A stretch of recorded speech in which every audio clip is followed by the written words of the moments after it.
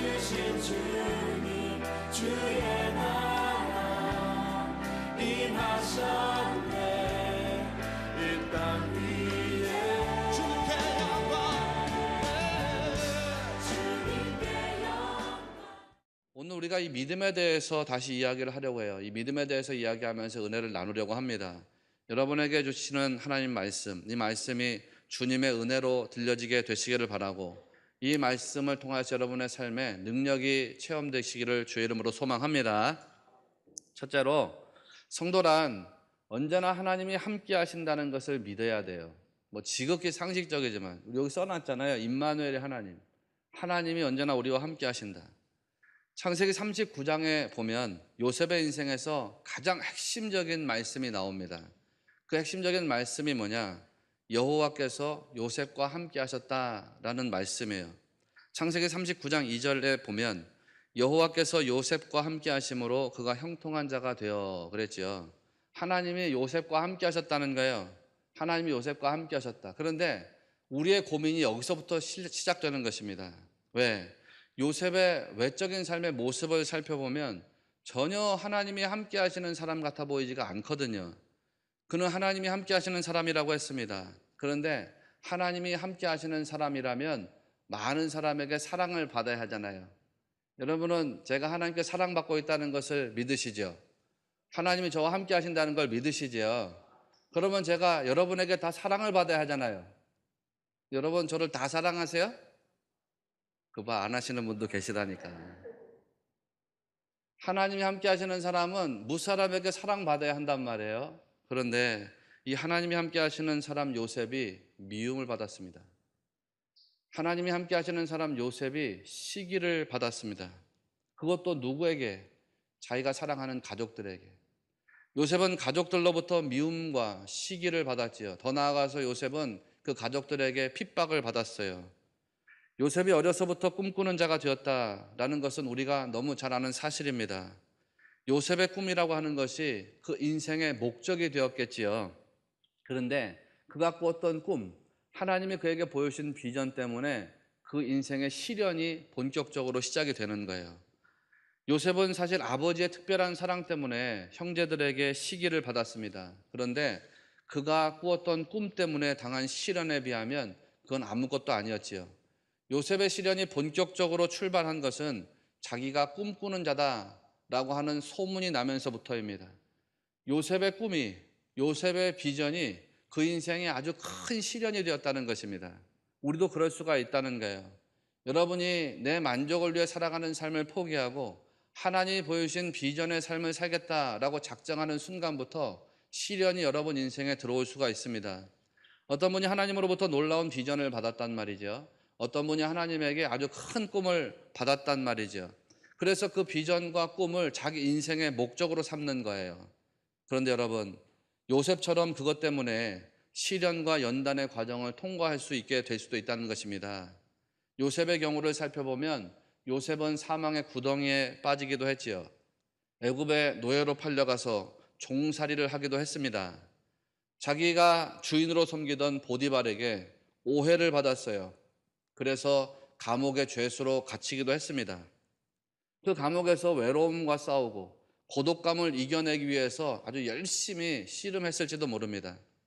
자기하고 감옥에 함께 있던 관원들이 있었어요. 그 관원 중에 한 사람이 복권이 되죠. 술 맡은 관원장이 복권이 돼요. 그때 요셉은 잠깐 하나님 앞에서 살았지만 인간에게 소망을 두었을지도 모릅니다. 내가 저 사람 꿈을 풀이해 주었는데, 내가 꿈 풀이해 준 대로 저 사람이 복권되었으니 저 사람이 나를 기억하고 내 억울한 누명을 소명해 주겠지. 내가 혹시 감옥에서 나갈 수 있을지도 모르겠구나. 그렇게 잠깐 인간에게 기대와 소망을 가졌을지도 몰라요. 그런데 우리가 잘 아는 것처럼 이내 요셉은 잊혀진 존재로 만 2년을 꼬박 살아내야 했습니다. 창세기 40장 23절, 술 맡은 관원장이 요셉을 기억하지 못하고 그를 잊었더라. 잊혀진 존재로 사는 거예요. 요셉이 살았던 외형적인 모습을 보면 전혀 하나님이 함께 하시는 사람처럼 보이지 않습니다. 그런데 그 중심은 어땠을까? 그 영혼은 어땠을까? 우리 그걸 봐야겠지요. 요셉을 보면요, 자기 인생에서 단 한 번도 불평을 드러내지 않습니다. 단 한 번도 불만을 표현하지 않습니다. 그리고 자기의 억울함에 대해서 변명하지 않습니다. 그저 묵묵히 하나님이 가고자 하시는 길을 따라갈 뿐이지요. 보디발의 아내가 자기를 유혹했을 때 요셉의 입장에서 아주 확실하고 또 분명한 믿음을 표현하는 장면이 나옵니다. 그것이 창세기 39장 9절.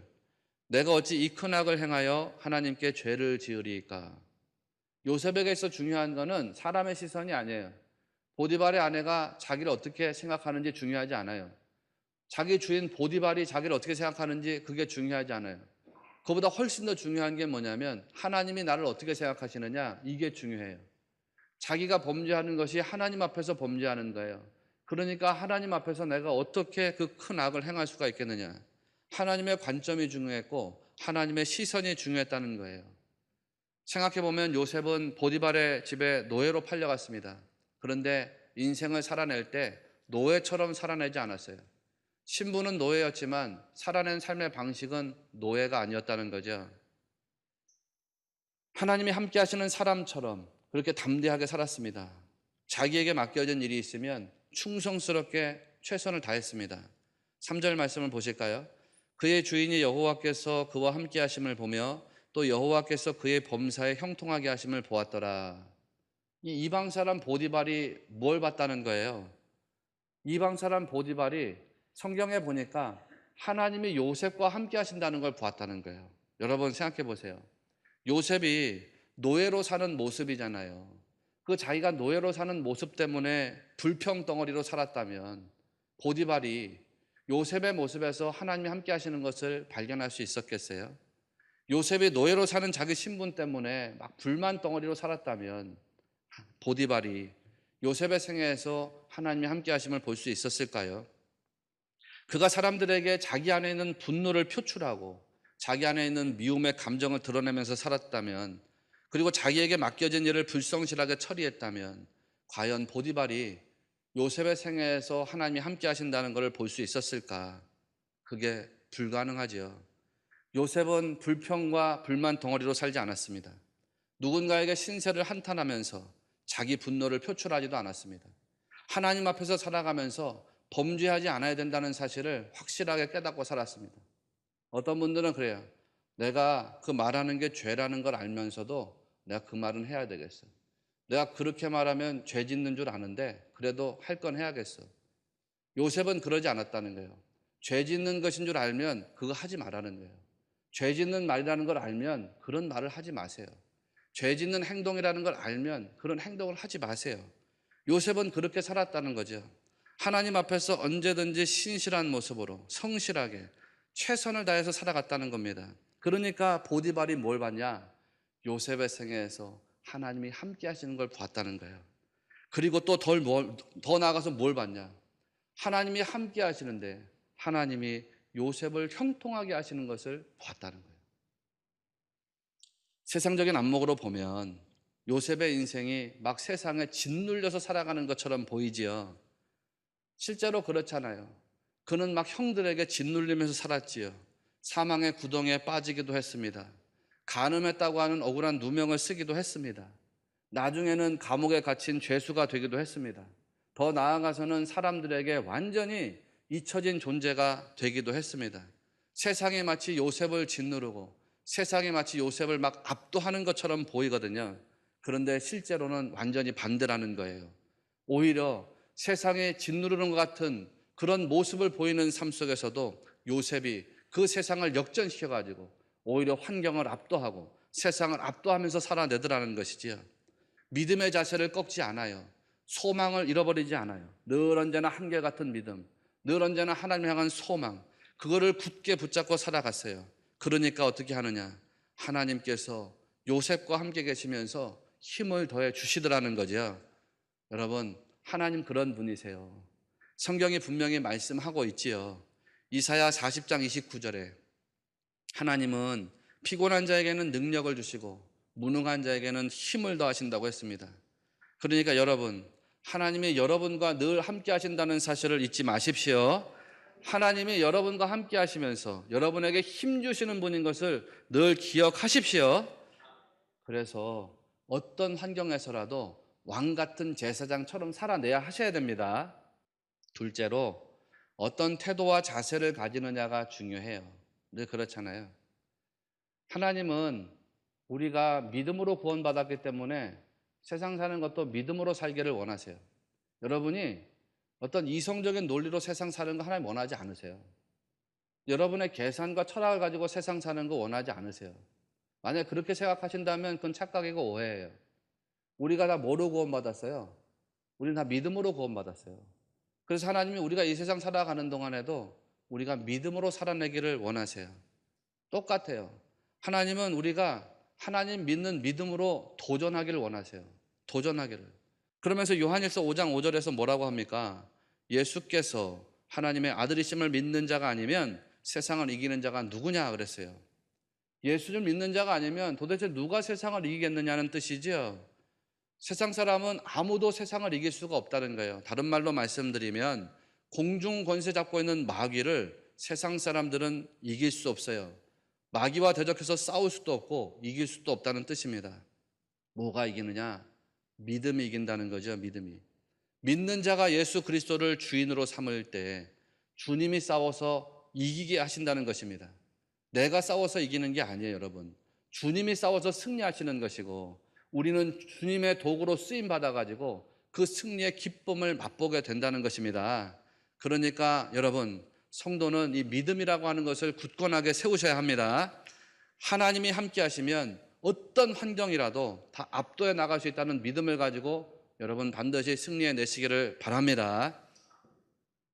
그런 믿음을 가지게 되면 인생의 외형적인 어떤 형태, 어떤 외형적인 모습 이런 것보다 더 중요한 게 있다라는 사실을 깨닫게 됩니다. 살아가면서 어떤 외적인 모습이나 형태보다 더 중요한 게 뭘까요, 여러분? 살면서 정말 중요한 것이 뭘까? 그거는 태도와 자세입니다. 태도와 자세. 정신의학자인 칼 매닝거라고 하는 분이 태도가 사실보다 중요하다라는 말을 했어요. 우리가 어떤 사실들과 접촉하잖아요. 근데 그 사실보다 훨씬 중요한 것이 그 사실을 접촉하는 태도라는 거예요. 내가 어떤 태도, 여러분에게 질병이 들어올 수도 있고 사고가 들어올 수도 있고 아니면 기쁨과 영광이 들어올 수도 있고 성공과 출세가 들어올 수도 있어요. 이런 사실보다 훨씬 중요한 것이 그 사실과 접촉하는 데 태도가 훨씬 중요하다는 것이죠. 여러분 생각해 보십시오. 창세기 39장 전체에서요. 요셉의 모습을 살펴보면 그는 한마디로 주권이 상실된 상태입니다. 주권. 애굽 사람에게 노예로 팔렸지요. 세상 권세 잡은 사람의 노예가 되었다는 말씀입니다. 그 다음에는 뭐예요? 감옥에 갇힌 죄수가 되었잖아요. 자기 주권이 없어요. 자기가 가고 싶은 데를 마음대로 못 가요. 자기 먹고 싶은 거를 마음대로 못 먹어요. 자기 주권을 상실하고 그저 뭔가에 딱 얽매여서 구속당해서 사는 인생이었다는 거죠. 그런데 중요한 게 있어요. 그런 자기 인생을 보면서 자기에게 닥친 불행으로 인해서 좌절하지 않았다는 것이죠. 오히려 하나님을 더 의지합니다. 하나님을 더 신뢰합니다. 그리고 하나님 앞에서 범죄하지 않습니다. 왜? 하나님이 인생의 주권자 되시는 걸 알았기 때문이에요. 하나님이 인생의 주권자 되심을 믿었기 때문이고 인정했기 때문이에요. 그러니까 그런 삶이 가능했던 것이죠. 그래서 요셉은 하나님을 인생의 주권자로 인정하면서 자기에게 주어진 삶을 하루하루 열심으로 최선을 다해서 경주해냈어요. 그런 말이 있잖아요. 최선을 다한다고 반드시 꿈을 이루는 것은 아니지만 꿈을 이룬 사람들 중에는 최선을 다하지 않은 사람이 한 사람도 없습니다. 그렇게 요셉이 열심히 살았다는 거죠. 그런 열심으로 살아내니까 자기 인생을 부끄러워했겠어요? 부끄러워하지 않았겠어요? 부끄러워하지 않는 거예요. 그 인생은 억압이 있어요. 그 인생에는 박해가 있어요. 그 인생은 환난이 있어요. 그 인생에 시련이 있어요. 사람들에게 오해도 받았어요. 자유가 구속당하고 억류당하기까지 했어요. 그때마다 그가 부끄러워했겠어요? 아니요, 그렇지 않아요. 아버지에게 사랑받아야 할 나이에 아버지를 잃어버렸습니다. 그때 그것을 부끄러워했을까요? 그렇지 않습니다. 억울하게 간음했다는 오해를 받았습니다. 그래도 요셉은 부끄러워하지 않았습니다.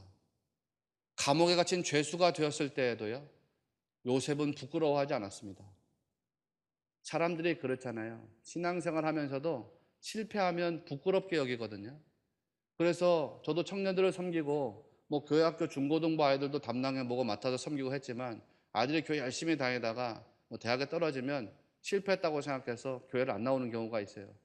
직장 생활에 좀 취업에 실패해가지고 도전해가지고 성공하지 못하면 내 인생 실패했다고 교회를 떠나는 경우들이 있어요. 잠깐이지만 요셉의 인생을 통째로 보면 그는 완전히 실패하는 인생이잖아요. 계속해서 추락해가는 인생, 실패하는 인생이에요. 그런데 부끄러워하지 않아요.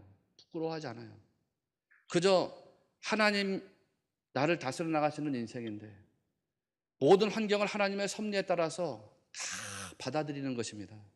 그리고 그 환경 속에서 요셉이 확실하게 신앙하는 게 하나가 있어요. 그게 뭐냐면 하나님은 나하고 함께 하신다는 거. 임마누엘. 하나님은 나하고 함께 하신다는 거. 그거 하나 확실해요.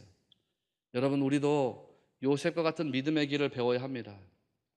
어떤 태도와 자세를 가지고 살 것인지 분명히 하셔야 합니다. 여러분의 삶에 늘 하나님이 자리를 차지하게 하십시오. 아니, 그 정도로는 사실 부족해요. 여러분 인생에서 언제나 하나님이 머리가 되고 주인이 되게 하십시오. 그래서 하나님이 이끄시는 삶이 되게 하십시오.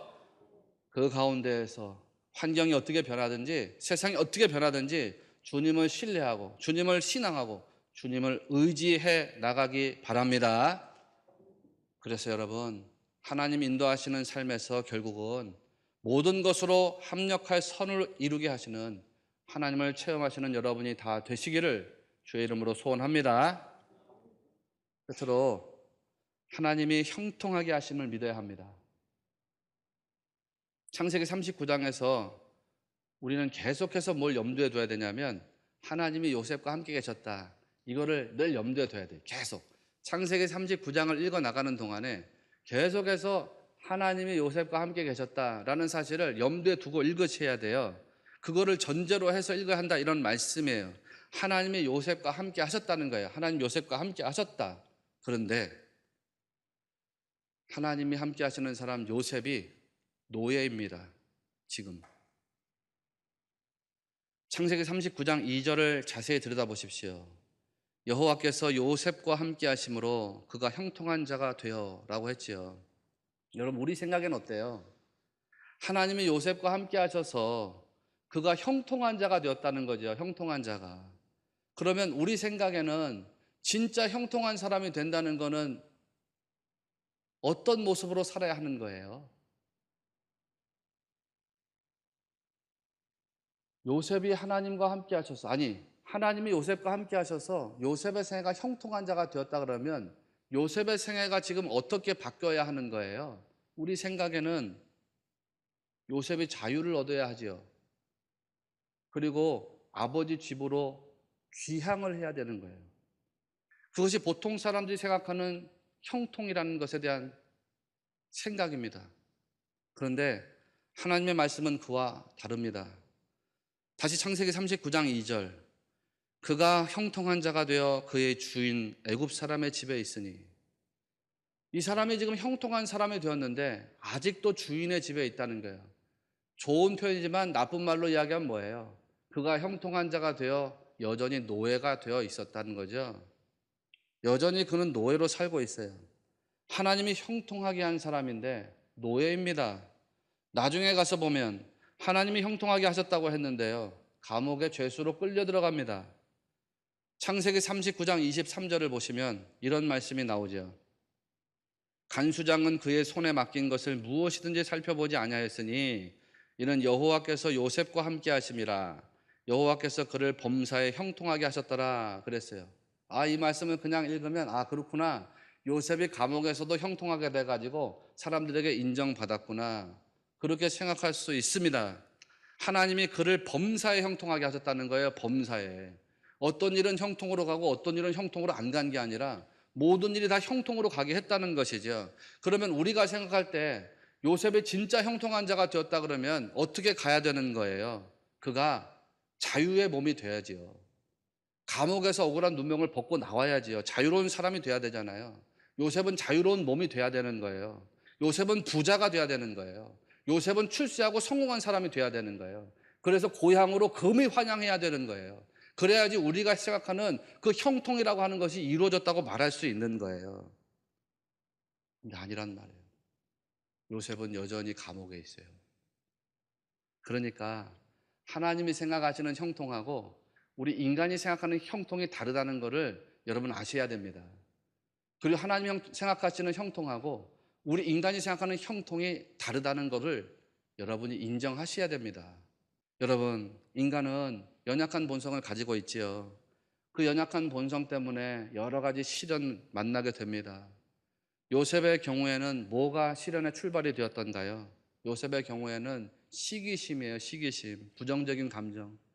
창세기 37장 11절에서 형제들이 요셉을 시기했다 그랬지요. 인간의 질투심, 그게 사람을 괴롭게 합니다. 질투와 시기심, 그런 부정적인 감정에서부터 미움이 나오고요. 사람을 미워하는 감정에서 갈등이 나타나고 다툼이 나타나는 거예요. 부정적인 감정이 다 깨뜨리는 거예요. 질서도 깨뜨리고 평화도 깨뜨리고 관계도 깨뜨리고. 순교자 스데반은 사도행전 7장 9절에서 여러 조상이 요셉을 시기하여 애굽에 팔았다고 했습니다. 인간의 부정적인 감정이 어디까지 가냐면 자기 형제를 노예로 팔려고 하는 마음까지 간다는 거죠. 인간의 부정적인 마음이 어디까지 가냐면 자기 가족을 죽이려 것까지 하는 마음에 도달하게 한다는 거예요. 이게 아주 무서운 거거든요. 그런데 여러분, 그렇게 인간들이 만들어 놓은 절망을 하나님께서 바꾸신다는 거예요. 하나님께서 바꾸신다고. 사도행전 7장 9절에서 10절까지 말씀에 이게 잘 나타나 있습니다. 제가 읽어드릴게요. 여러 조상이 요셉을 시기하여 애굽에 팔았더니 하나님이 그와 함께 계셔 그 모든 환난에서 건져내사 애굽 왕 바로 앞에서 은총과 지혜를 주심에 바로가 그를 애굽과 자기 온 집의 통치자로 세웠느니라. 여러분, 바로 이 대목이 중요합니다. 인간의 시기심, 인간의 부정적인 감정이 만들어 놓은 지옥을 누가 바꾸신다는 거예요? 이 지옥을 누가 바꾸신다는 거예요? 하나님이에요. 하나님. 하나님이 그 모든 환난에서 건져내사, 이렇게 말했잖아요. 환난이 없는 게 아닙니다. 환난이 있었습니다. 그런데 거기에서 하나님이 건져내신다는 거죠. 하나님이 환난에서 건져내셔가지고 어떻게 하시는 거예요? 요셉이 약속의 사람으로 거침없이 나갈 수 있도록 하나님 도움을 주시는 거예요. 요셉을 기도의 사람으로 단련시키고 요셉이 환경에 굴복당하지 않는 사람으로 하나님이 세워가시는 거예요. 그래서 하나님 세우신 큰 비전이 있거든요. 하나님 세우신 큰 섭리가 있어요. 경륜이 있어요. 목적이 있어요. 하나님이 그려놓으신 큰 그림이 있어요. 거기에 도달할 수 있도록 거침없이 나아갈 수 있도록 하나님이 평탄하게 하시는 거예요. 환난이 없어진 것이 아니라, 아예 환난이 들어오지 않는 것이 아니라 그 환난을 평탄하게 하셔서 그 길을 가게 하시는 거예요. 언약의 목적지에 도달하게 하시는 거죠. 그 언약의 목적지에 도달하게 하셔서 성도가 약속으로 받아야 되는 번성함을 누리게 하는 거예요. 요셉의 이야기로 돌아가면요, 요셉이 그렇게 살았다는 것이죠. 그는 환경에 굴복하지 않았습니다.